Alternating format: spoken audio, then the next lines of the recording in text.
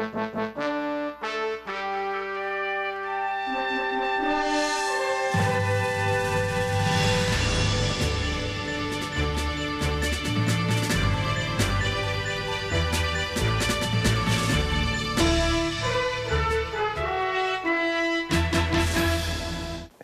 Sunday. Welcome back to Our Issues Birmingham. Today we have Dennis Washington, who I have labeled a social media guru. Dennis, how's that feel?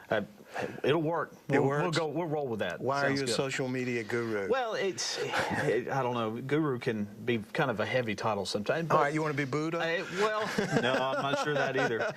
I guess Pope? because you want to be Pope?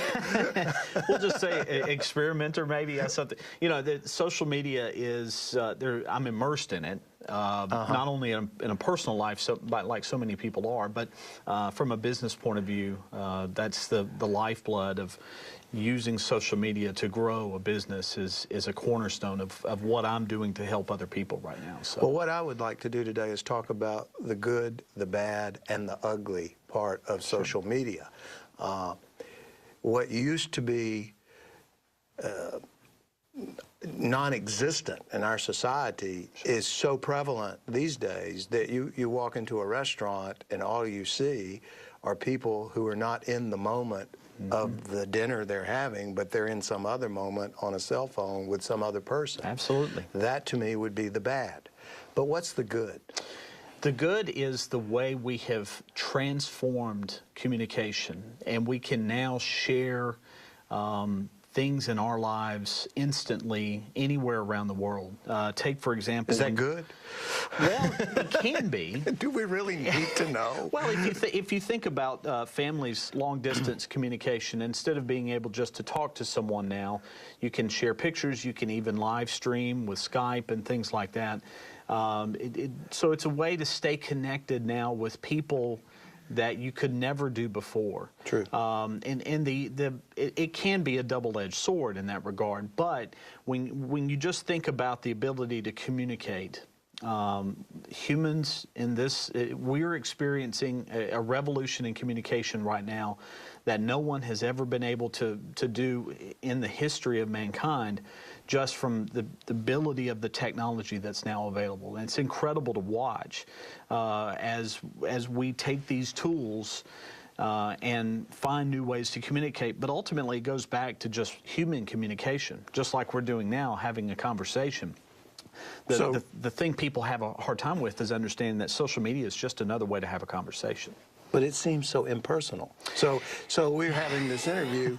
Why don't I just text you and they run a crawler across the bottom of the screen, and the people that are watching us in the TV audience are probably texting someone else while they're watching our text. I mean, that seems to be what has happened here. It does to some degree, but it depends on, everyone communicates differently. Once you start to realize communication patterns, some people aren't comfortable having a face-to-face conversation. That's true. I have people that have asked me to text them. Sure. In a voicemail. Please do not leave a message. The best way to communicate with me is to text me. Right. And just everybody has different comfort levels when it comes to communication. You know, we've always grown up around people who are bookworms. They're not public speakers.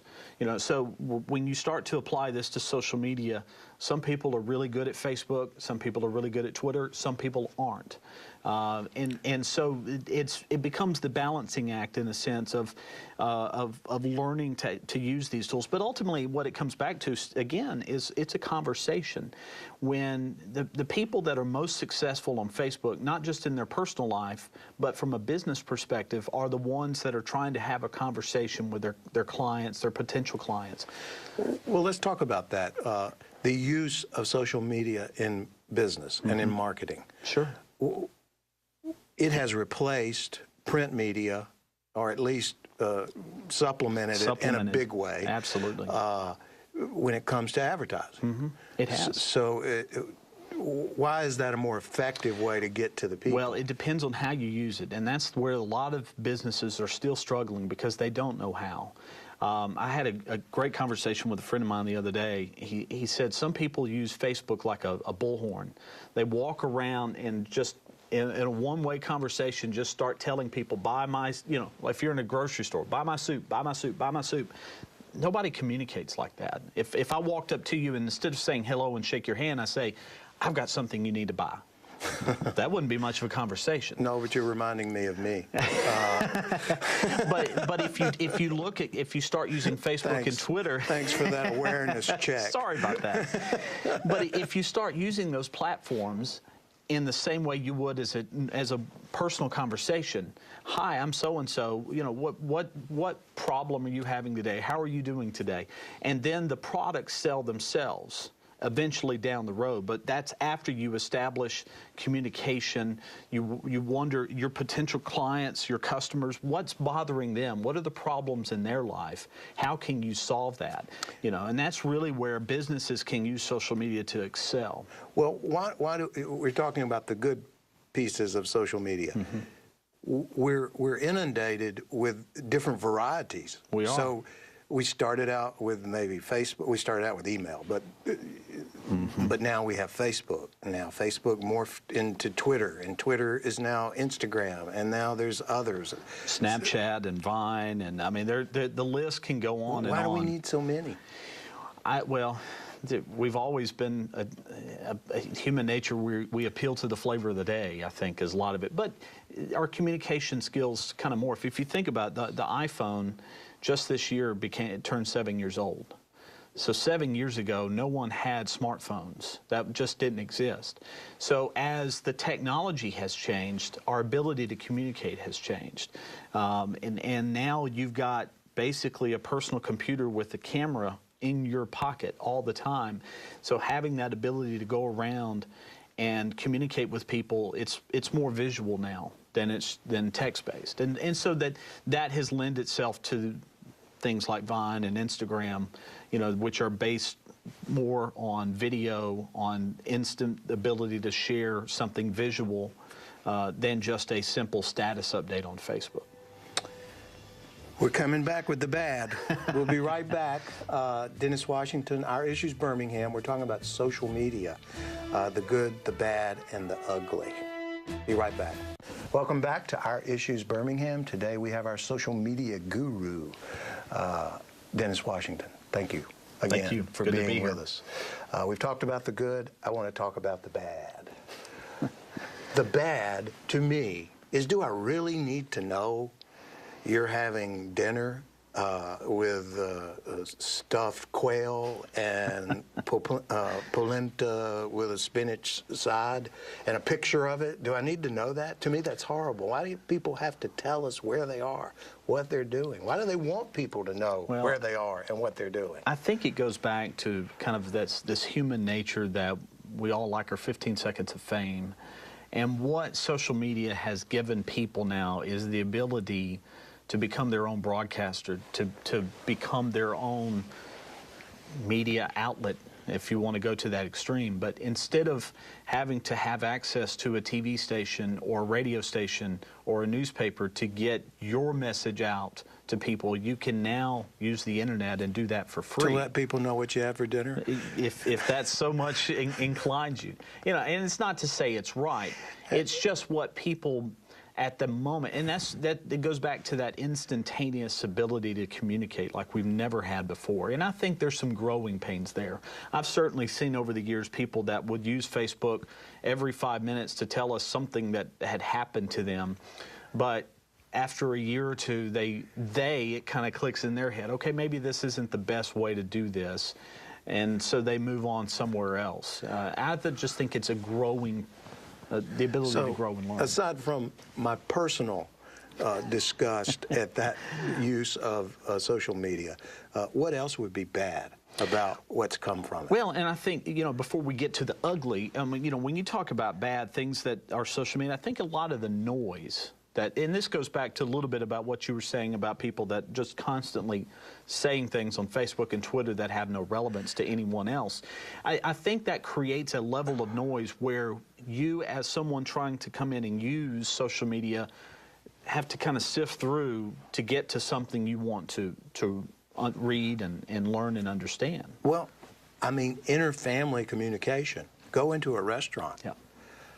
look at a family sitting at a table, which the way I was brought up, you sat at the table, you better be there at 6 o'clock, and you talk about the day. Absolutely. But I go into restaurants, not only are the mom and dad sitting across from each other, maybe they're texting each other, I don't know, in the restaurant, but they're certainly not engaged with each other. Right.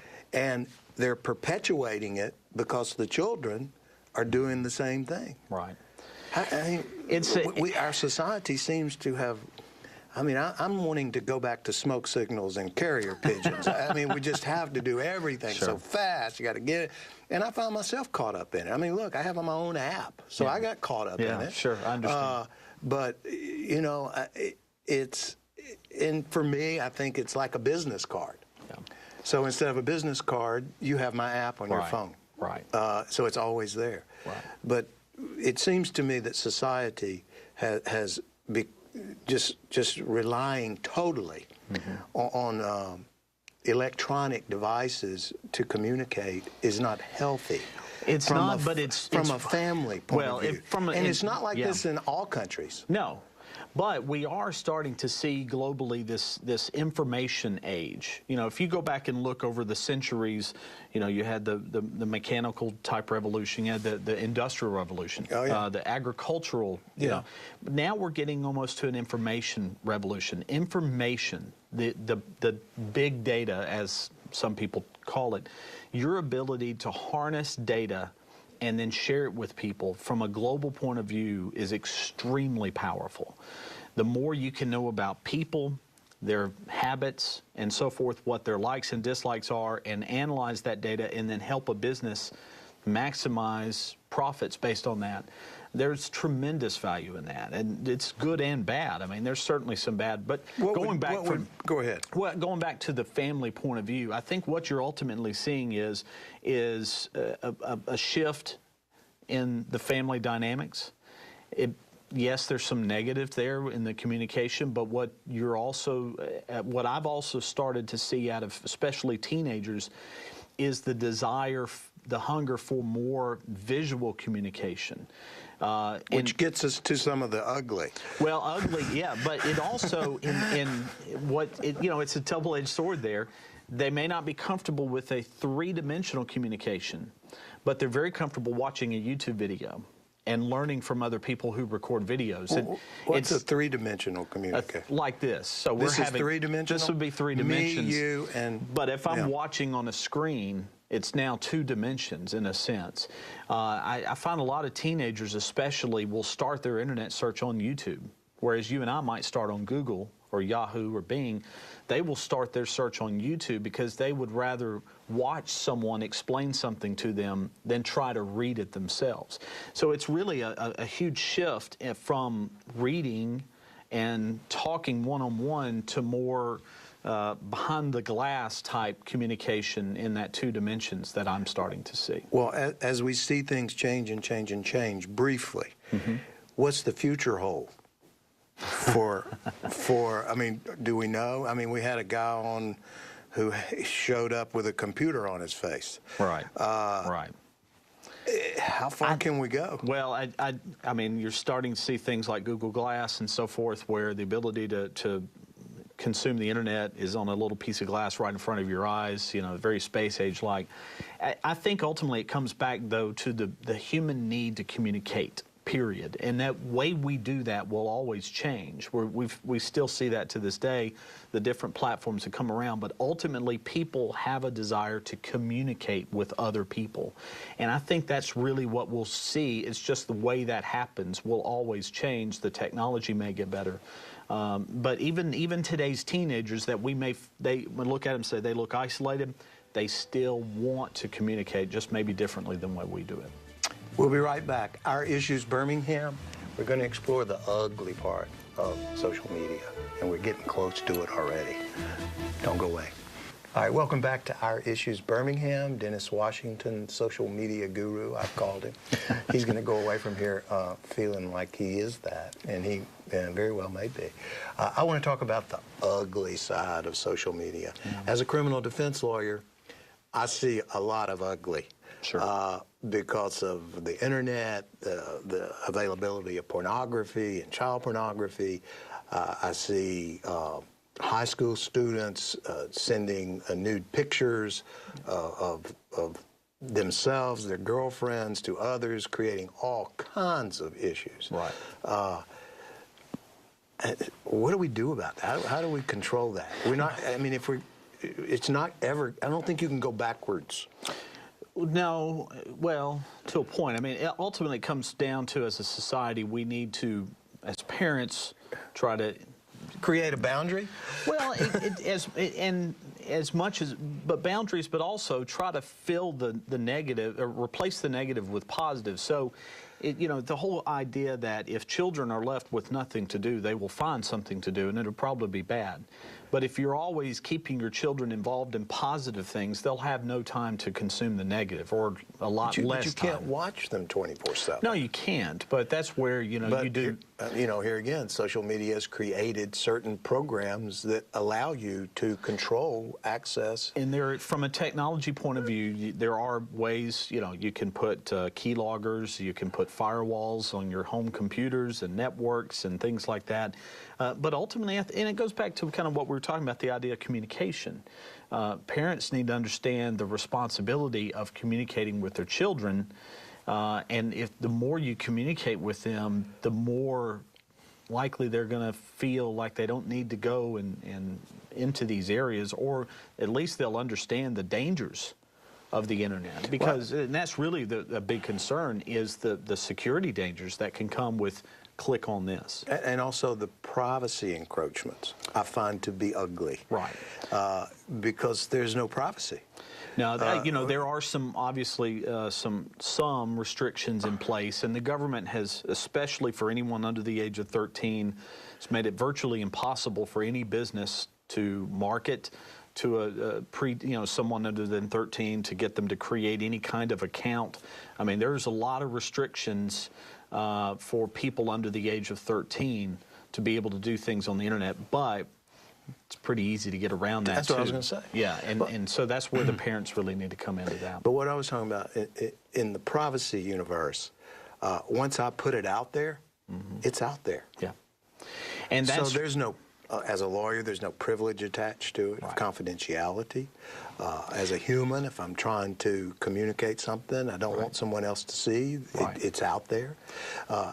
Do these things exist? I mean, I was told some years ago there was a big building in Mississippi that had all text messages in it. That's not true. I don't think so, but I don't know for sure. I will say this about the ability to this whole communication thing and trying to watch.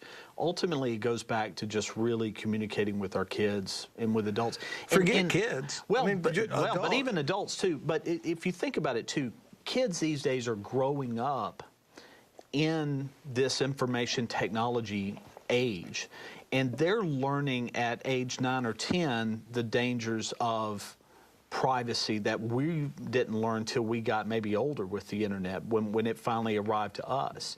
And so I think you're starting to see kids that are very worried about privacy and who can see what, even before they become 11 or 12 years old, because they get made fun of at school because someone saw something on Instagram or something, so they're like, ooh. So they're learning these privacy dangers a lot earlier in school than we did as adults. Is there an active movement to educate them outside of the family? I think there's some, it may be not a collective big push, but I think it's just a mixture of some schools are trying to just make sure kids understand the privacy dangers, but I think then kids are starting to learn that as well, especially learning it the hard way when something might get exposed, and it may just be some not so bad picture or message or something that got shared when they didn't intend for it to. It clicks in their brain, oh, if I do this, other people could see it even if I didn't mean for them to. So you're in internet marketing. Right. That's your business. Right.